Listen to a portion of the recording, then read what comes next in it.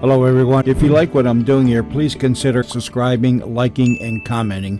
It would really help the channel out quite a bit. Thank you very much. The CBS Radio Mystery Theater presents...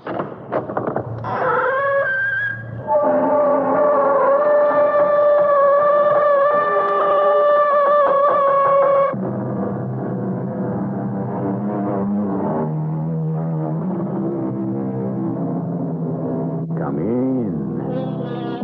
Welcome. I'm E.G. Marshall. Our tale begins when a reliable and sober investigative reporter frowns as he looks across a small restaurant and thinks he sees a man who died and was buried 3 years ago. Fantasy? An apparition? Just a look-alike? Well, he intends to find out. We live in an era of exposure. Today, no important person is exempt from investigation by the press because we have become cynical about those we should trust. Tom Brooks is a cynic with a sardonic sense of humor. Mr. Councilman? Yes? Tom Brooks. I'm a reporter from the Forum. I'm preparing a series of articles. Well, you'll excuse me, I have no time. Weren't you the funeral director for Tony Campo? Well? I think I saw him alive last week. You did prepare him for burial? Yes, I did. After he made his peace with God. Or his doctor?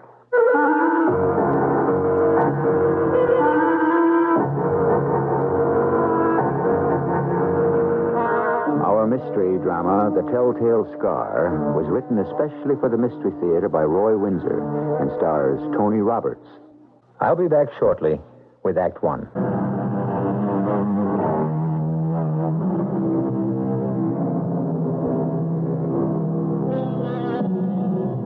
Each of us has at some time in his life experienced déjà vu, which literally means something already seen. It can happen any place. You might be on vacation in Paris. You walk into the Louvre, and you have the sensation of having been there before. There is no rational explanation. You just know that you have been there before. Eastern philosophy might explain that through reincarnation. You actually once had been in the Louvre. Tom Brooks, an investigative reporter, is a close friend of a young district attorney named Webb Morrison and is now in his office. Who, Tom? Galvano? Yeah, he owns the Five Spot, a nice little restaurant on the west side. Yeah, that's the place. Well, what about it? I've eaten there. The food is good and inexpensive. Why? Why what? That the food is good? Has to be to stay in business. And inexpensive? That's just smart. The place is always jammed. Uh-huh. Boy, you must be really hard up for a story, Tom. Or did you just drop in to invite me to lunch? I accept. Well, have your secretary make a reservation for 1 o'clock. You take a reservation when you can get it, chum. Okay, but 1 o'clock is important. Yeah? Why? Because you're the DA, and I want you to see something for yourself. Something to do with the Five Spot, obviously. That's right. Boy, you're all alike, you newspaper guys. Every one of you trying to sniff out some scandal of your very own. The whole world isn't corrupt, Tom. Well, you're entitled to your opinion. Look at your desk. Papers all over it, and every one about some kind of ripoff. That's why you got the job you got. I got the same kind of job. Expose phonies and hypocrites. Those who make promises to break them. Mm-hmm. What's the soapbox speech got to do with the Five Spot restaurant? If I told you, you wouldn't believe it. I want you to see him for yourself. See who? Paul Galvano. I've seen him 50 times. No, you haven't. Yes, I've been in his restaurant. Well, that's not what I mean. Well, what do you mean? Paul Galvano doesn't exist. The guy who calls himself Paul Galvano has been dead for 3 years.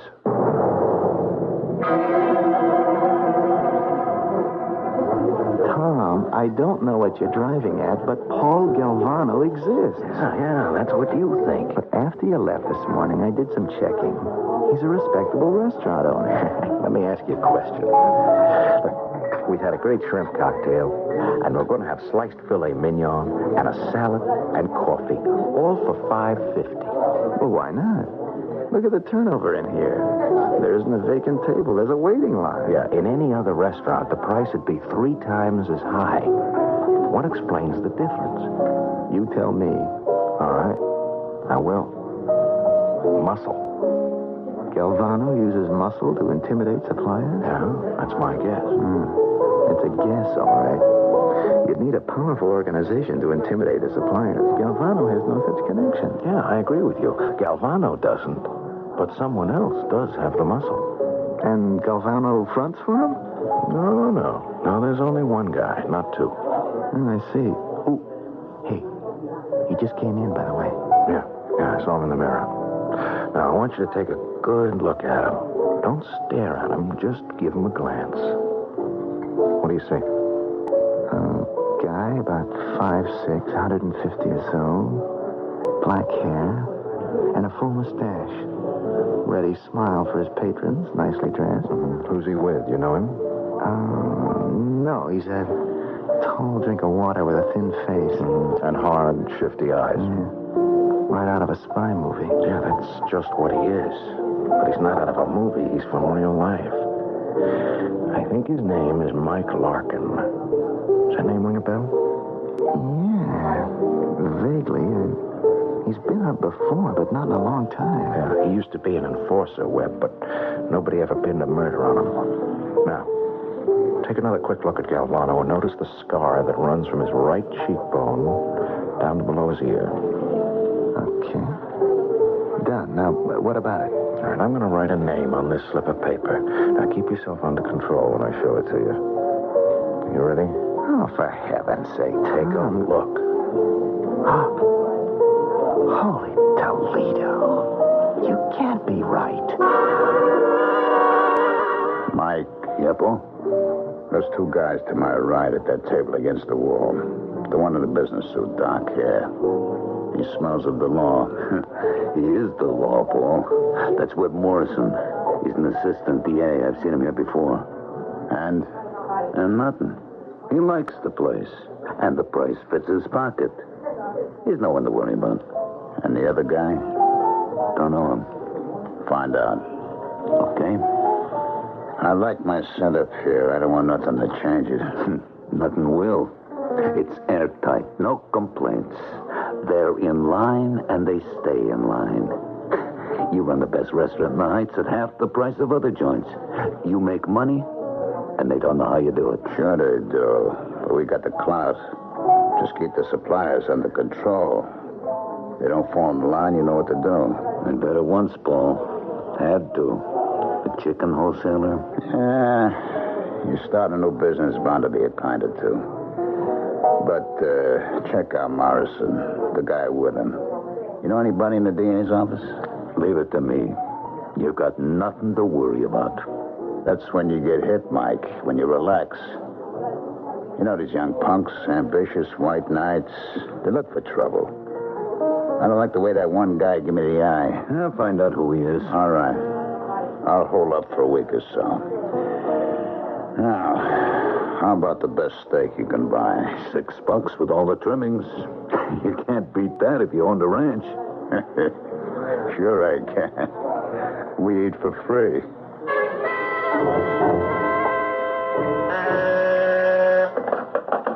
Hello, who? Tell him I'll call back. I just walked in. Yeah, and hold the calls for half an hour, will you, Grace? Yeah, thank you. Well? I don't want to believe it, Tom. Well, you don't have to, pal, but I'm convinced. Look, here's a picture of him before he got a hairpiece and grew the handlebar mustache. You notice that kind of bumpy line from his right cheek to below the right ear? A bad suturing job. It's a telltale scar, all right. You convinced?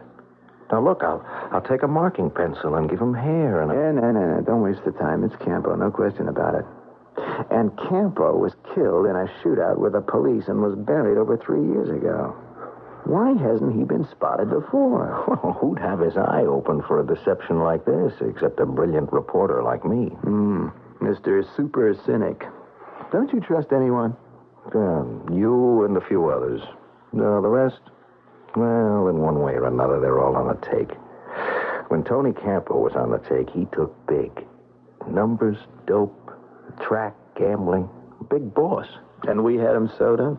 He'd have gone up for 25 years. And then he gets himself killed.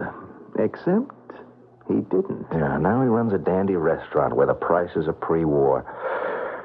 Order a police detail to find out where he buys his food. Yeah, then try to make one of the suppliers talk.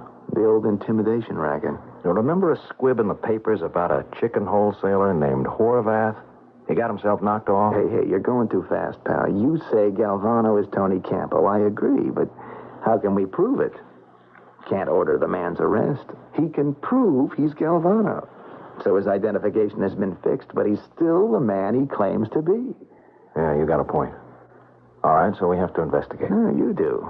I can't use a public office to snoop into what's dead, buried, and forgotten. You bring me some solid evidence, and I'll take it from there. See, I can't go to the police with a handful of guesses. I'll get the evidence. And you could also get a bullet in your back. Yeah, well, that may well be, but I'm going after that tin horn gangster. A cop was killed in that shootout, you remember?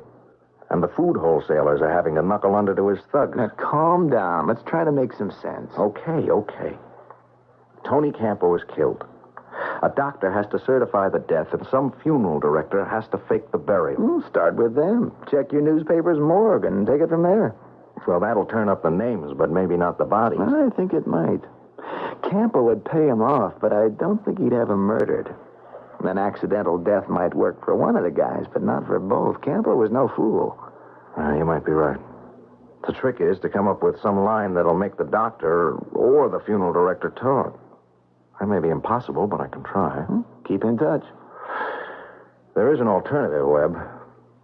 Exhumation. Now, don't talk crazy. You just can't go dig up a body. There is no body. Without real evidence that Campo didn't die and wasn't buried, I could never get a court order to exhume. You forget that angle, chum. Well, look, what if we just went ahead? No.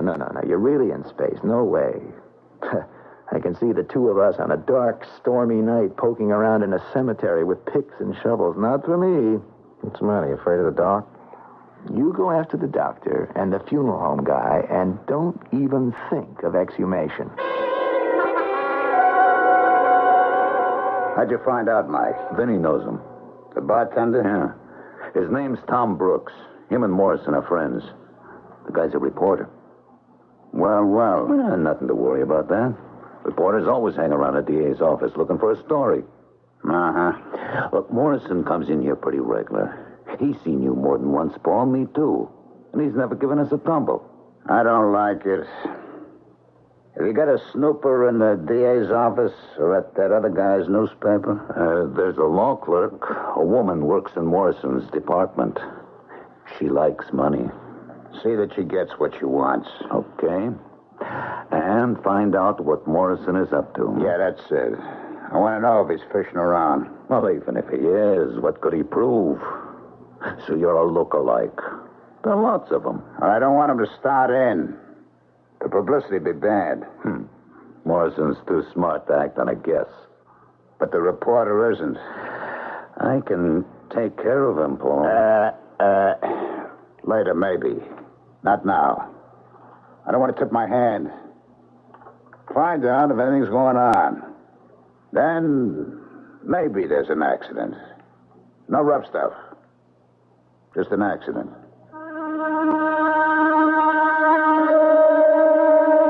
In a letter to George Washington in 1792, Thomas Jefferson wrote, "No government ought to be without censors, and where the press is free, no one ever will." A free press supplies information and comment. It's unique to us Americans, and the checks and balances guard us from despots in government and crime. They will always be with us. A former mob leader, Tony Campo, alias Paul Galvano, is a case in point. More about this man who returned from the dead when I return shortly with Act Two.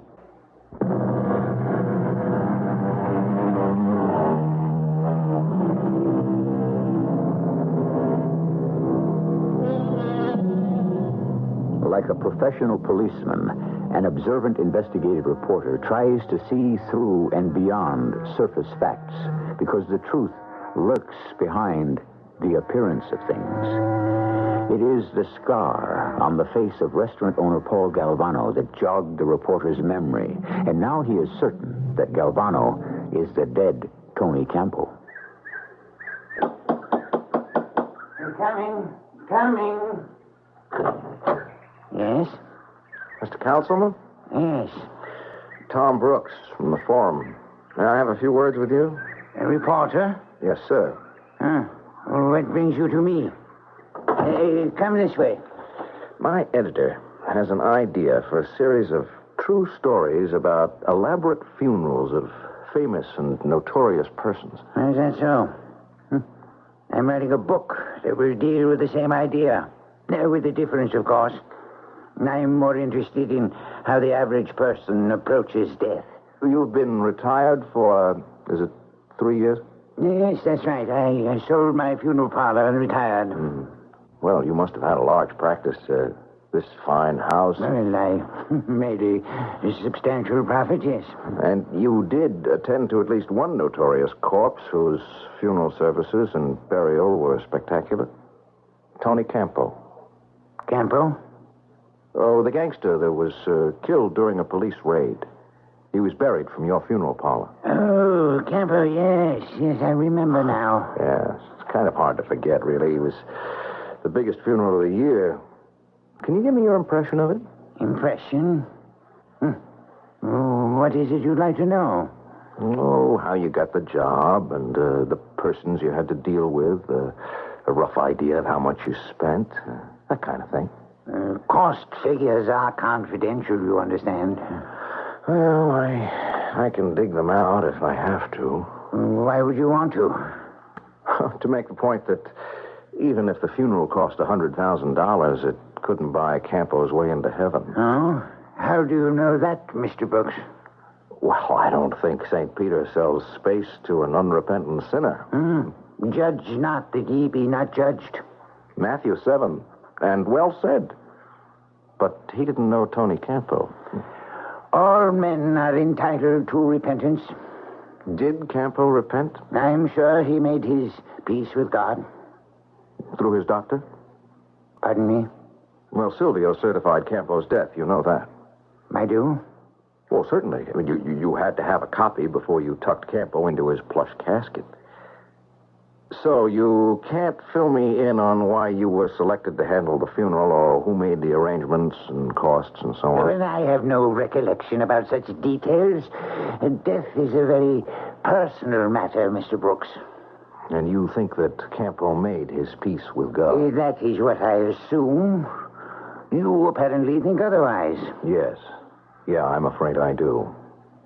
There was a shootout. Campo was hit, but his body wasn't found. Then Dr. Silvio certifies his death, and you bury Campo. Well, what's wrong with that?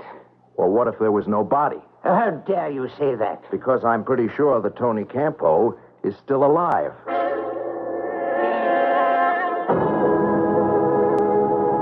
Sit down, Sherlock. Yeah, I'm glad to. I tracked down Frank Councilman, but took some doing. And? Nothing. He is an oily one. He lives in a house that must have cost $200,000. It's obvious he got paid off. And I tipped my hand. I said I thought Campo might still be alive. Boy, you're just pleading for a bullet, aren't you? I'm trying to stir up some action, Webb. I mean, I've made a move. Now it's up to them. If they're smart, they'll ignore me, but I don't think they're that smart. Now, what about Dr. Silvio? Retired. That figures. He sold his practice and moved to Florida. Where? Pompano Beach. Is he in practice there? I don't know. I thought of checking with the AMA, but it didn't want to answer any questions. See, if Silvio faked the death certificate, you can be sure he'd be wary of a police investigation. Well, how'd you find out where he lives? Oh, I had one of the older women in my office try to make an appointment with Silvio. Said she'd been a patient of his years ago. Well, there can't be too many Adam Silvios in Pompano Beach. And the police? Look, Tom, stay away from the police.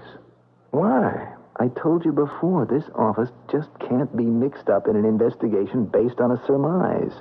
Look, don't you want to bring this killer to justice? Of course, but the DA's office can't just point a finger and say, arrest that man. He's Tony Campo. We have to be able to prove it. I've checked on Paul Galvano every which way. He really is Galvano. You say he's Campo, come back from the dead. I'm inclined to believe you, but I can't prove it. Neither can you. And let me tell you something else. Yeah, tell away. Councilman and Silvio are still alive. Now, doesn't that tell you something? Yeah, I've thought about that. Campo feels pretty secure. That's right. Why hasn't Campo had them knocked off? Because he's sure of those two guys. Even if one of them squealed, it wouldn't bother Campo. His identification as Galvano's too good. Mm-hmm. Tracking down Sylvia won't help you, Tom. Well, my visit will get back to Campo. It's your funeral. Tom, why don't you just lay off while you still have the chance? Hey, now you sound like a politician, not a public official. What if we expose Campo? Some other hoodlum will come along and replace him? No doubt. Then we go after him. Fighting crime is a losing battle. Not to fight it is no alternative. You know that. It's your job to know that. I know my job, and I do it when my office has something tangible to fight. An empty casket's gonna nail Tony Campo.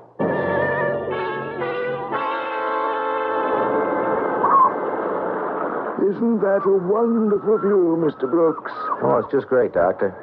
And the beach is private? Just for the use of the owners of Ocean View condominiums. Well, it must have cost a mint to build these 12 stories right on the waterfront. Millions, of course, but long-term mortgages are not hard to arrange.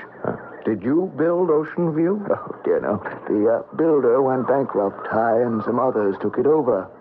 That's a big investment. Substantial. But we're in the black now. 90% of the apartments have been sold. I'll show you the few we have left. Anything wrong with them? Oh, gracious, no. Even the one on the first floor over the driveway and entranceway is charming. Do you mind a personal question, Dr. Silvio? Oh, of course not.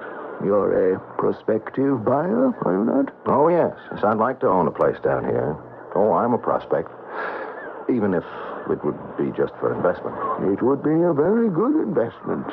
Just looking at this splendor, Doctor, this private beach and pool and the games, I just have to wonder how a retired doctor could afford to be one of its owners.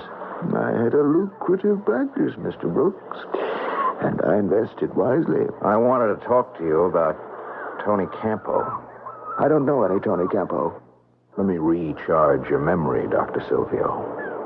You attended Campo after his shootout with the cops, and you certified his death. Does that jog your memory? Oh, well, good heavens, I'd forgotten about him. How could you? Well, with my extensive practice. You can't remember every one of your patients. I could believe that.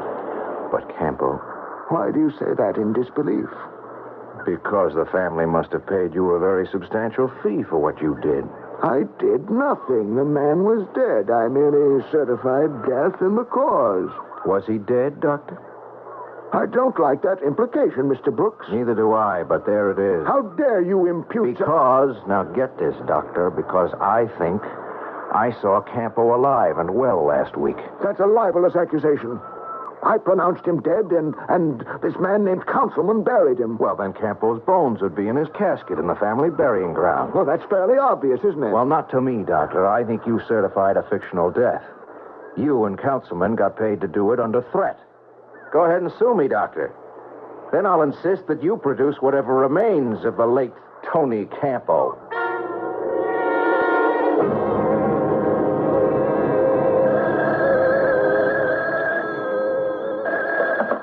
Yeah. Paul, Dr. Silvio called me. That reporter's got a long nose. First he visits the funeral director and then the doctor. No problem. Not from Councilman. He had an accident. What? I told you no rough stuff until I gave the order. A dead guy can't be a witness. Councilman fell off a retaining wall, was run over by a car. And when Silvio reads about it, he'll panic and go to the police. Now, you listen to me. Make sure he doesn't. But don't touch him. But, boss... No. No.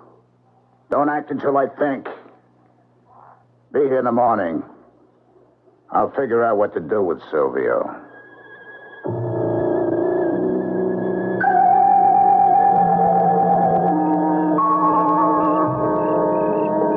I must be out of my mind, Tom, letting you talk me into this.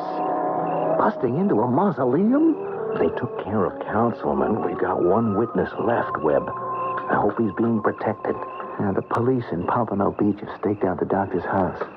Oh, come on, Locke. Open up. Where'd you get the pick lock? Underworld connections. My pal showed me how. He even wanted to come along. Ah, did it.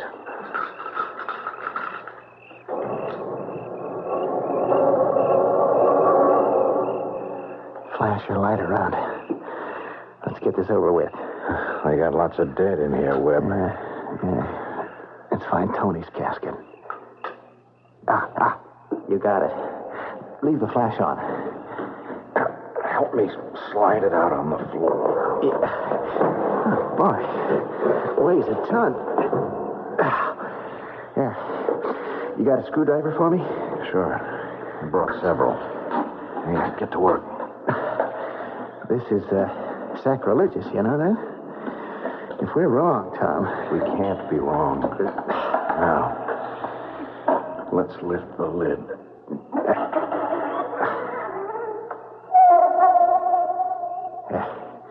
Shine the light inside. It's empty. What did I tell you, Webb? No. It's not. Here, give me the flashlight. What do you mean it's not? What's that? You see? Yeah. Well, pick it up. See what it is. A sealed gold box. There's a card under it. What's it say? Here repose the ashes. We're sunk. The ashes. Campo's smart. You said so yourself. He anticipated something like this. The casket is empty, all right, because he had himself cremated. In sports and games, it's a wise player who expects his opponent to make his best move, not to make a mistake. If Paul Galvano truly is the dead Tony Campo, give him credit for playing his ghoulish hand to win. An empty casket would have proven deception. The ashes from cremation make it seemingly impossible to bring the imposter to justice. The case is closed. Or is it? We'll find out when I return shortly with Act 3.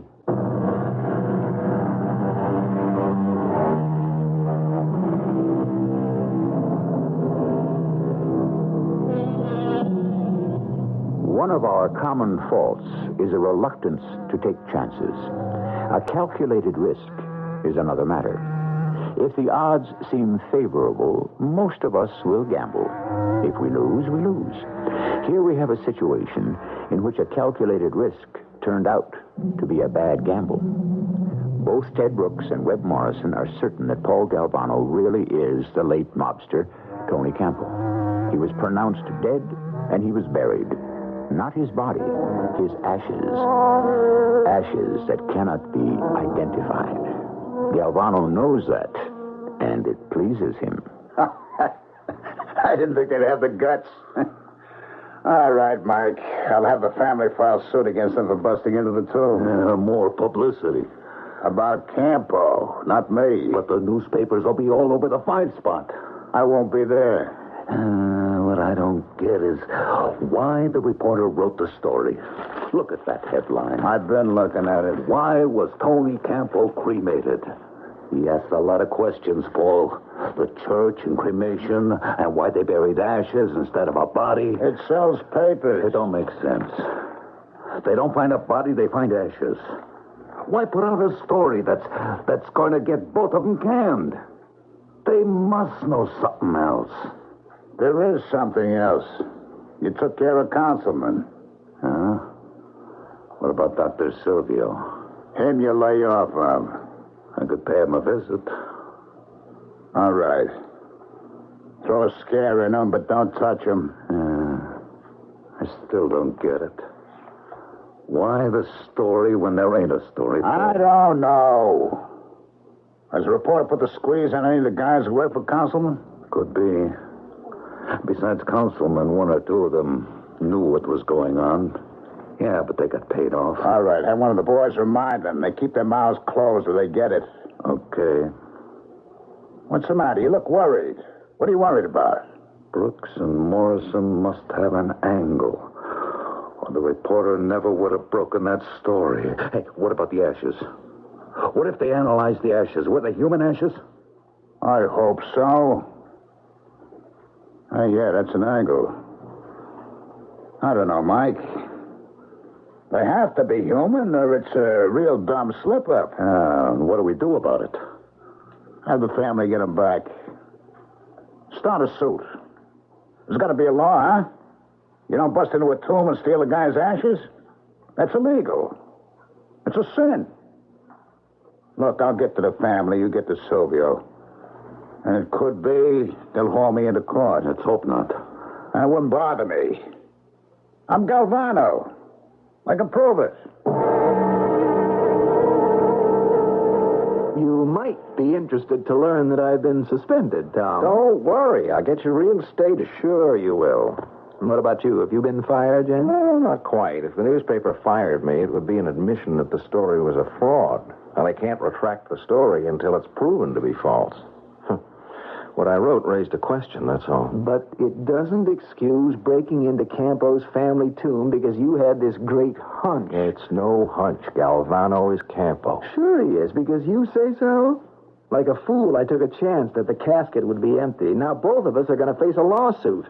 And with Councilman dead... Yeah, I know. A neat accident. He fell off his garden retaining wall late yesterday afternoon. He was your key witness. Only he knows what happened in his funeral parlor.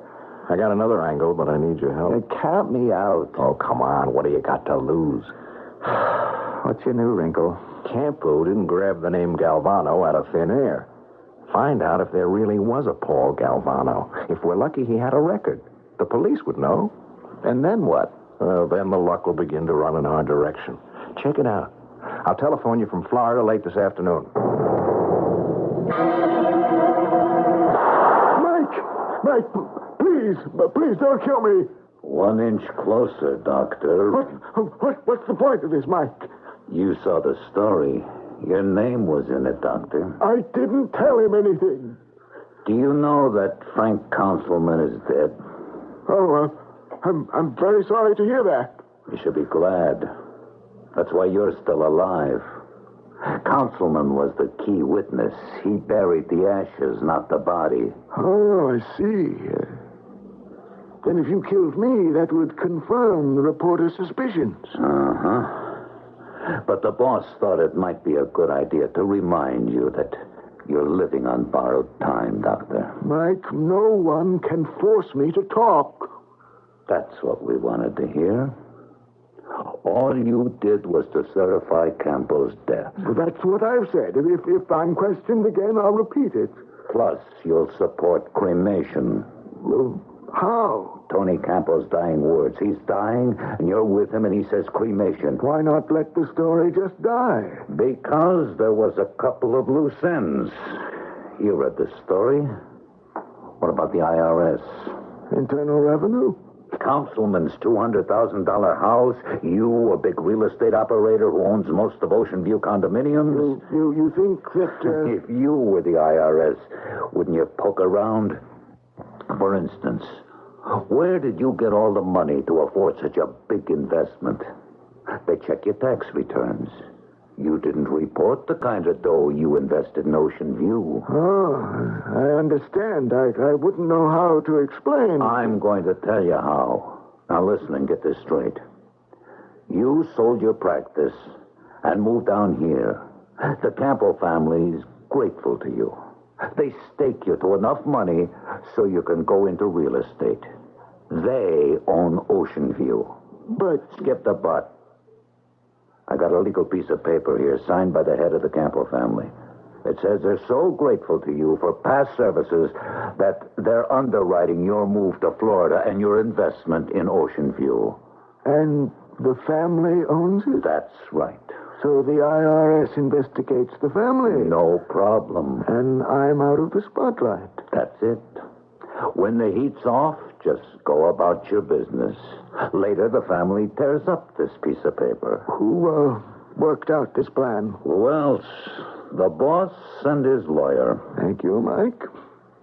And, please thank Mr. Galvano. Webb, Yeah, Tom. There was a Paul Galvano, a minor hoodlum. I'm getting the dope on him. Have you seen Dr. Silvio? No, I was waiting for news from you. Now I'll have to bluff it. If the Galvano angle fizzled out, you'd better head for South America. And more bad news. Let's have it. They were human ashes. The laboratory analysis turned up that information. Well. Campo covered himself at every turn. Yeah. And I've been served with papers for breaking into the tomb. You're a co-defendant. Keep working on the Galvano angle. I'll report back after I've seen Dr. Silvio. Will you come visit me in jail? Don't be crazy. When I'm finished, you'll be a household word. Yeah. But which one? Well, Mr. Brooks, come in. Thank you, Doctor. What can I do for you this time? Do sit down. I've decided against buying that condo over the entryway. For a man in trouble, you have a droll sense of humor, Mr. Brooks. I know all about you. The story was carried in our local newspaper. Quite a sensational story. And true. If you say so. I do give credit to Campo, or whoever does his thinking. His cover-up was just about perfect. Campo is dead. I certified his death. He was cremated, and the ashes were buried in his casket and placed in the family tomb. Those are the facts, Mr. Brooks. Yes, as they appear to you. But they are not the truth. Campo was shot up and brought to you for treatment. You saved his life. In the shootout, a cop was killed. That meant life or worse for Campo, so he came up with an ingenious scheme. To arrange a funeral and a cremation by substituting someone for himself. Ingenious indeed. I might even say fantastic. I agree. The family paid off Councilman and you. He's dead, but you're still alive. And rich. That's where you're mistaken. I'm not rich. I only represent the money. That's pretty clever, Doctor. Well, it's not clever. It's just another fact. Now, may I ask why you've come to see me a second time? I'd like to offer you a chance to tell the truth. I don't even know why I'm talking to you. Without proof, you make certain assumptions and act on them. They hurt innocent persons. Councilman, me. Now you plead for my cooperation because you, not I, face prosecution. Councilman is out of it. He's dead. An unfortunate accident. He was murdered. Another wild assertion. You'd better leave, Mr. Brooks. You do know about fingerprints, Doctor. Campo took the name of Paul Galvano. Why? No comment. Galvano was a minor hoodlum. So? Galvano has a record. Now, part of it would be a set of his fingerprints. I suppose so. And they'd match the fingerprints of the man who now goes by the name of Paul Galvano? Of course. Well, what if they don't match, Doctor? Do you know that they don't? I see. You're quite a bluffer, Mr. Brooks. You won't reconsider. You won't tell the truth. Goodbye, Mr. Brooks. You've played your last card. Well, you'd better take a good look at it, Doctor. Because I think it's the ace of spades. Hey, Tom, you pulled it off. The fingerprints prove it. The Lauderdale police should have Dr. Silvio in custody by now. We've finally got a break, Tom. Oh, Campo covered every angle except the one he couldn't cover, Galvano's fingerprints. I really thought we were sunk. Yeah, so did I, Webb. I wonder why he chose the name Paul Galvano. Galvano and Campo looked alike, except for the scar. And Galvano was a member of the Campo gang. Any record of his death? The real Paul Galvano? No. You know what I think? It's pretty macabre, but those ashes in Campo's casket. Frank Councilman really did cremate a body? Yeah, why not? I mean, if Galvano was killed in that shootout. Yeah. Campo lives and Galvano's dead and is cremated. Ooh, that is kind of gruesome. Well, the search is on for Campo. The police will bring him in today. Yeah, let's hope, but I wouldn't be too sure. Well, why not? Well, didn't you know you've got an informer on your staff? The reporter broke the case, Paul. That secretary in Morrison's office, She told me about the fingerprints that don't match. Uh-huh. All right, Mike.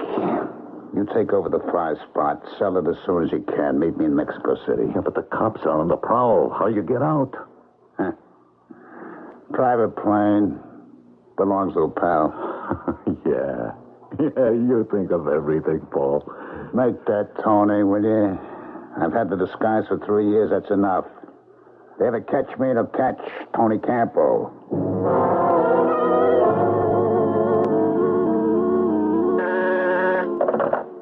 Yes?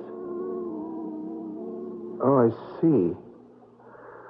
Oh, I'm sorry, too. Who tipped him off?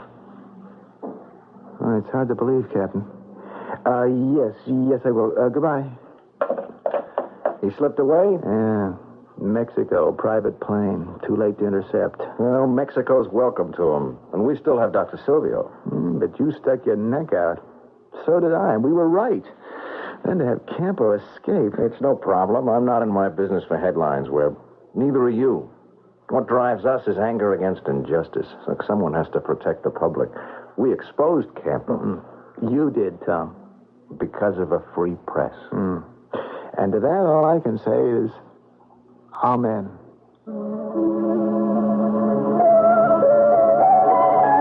In most good detective stories, it's the little details that more often than not trip up the criminal.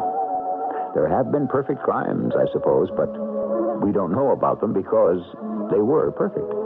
After the reporter picked up what to him was a telltale scar on the face of Paul Galvano, the chase was on and justice of a sort was done. At least Galvano had to leave the country.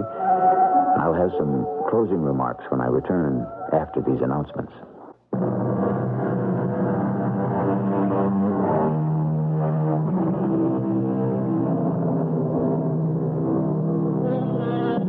I will, if I may, remind you of the importance of a free press. Back in 1940, Wendell Willkie wrote that freedom of the press is the staff of life for any vital democracy. We take this unique distinction lightly, but this freedom, like democracy itself, must be defended at all times from those in public and private life who would subvert it. Our cast included Tony Roberts, Russell Horton, Ralph Bell, and Ray Owens. The entire production was under the direction of Hyman Brown.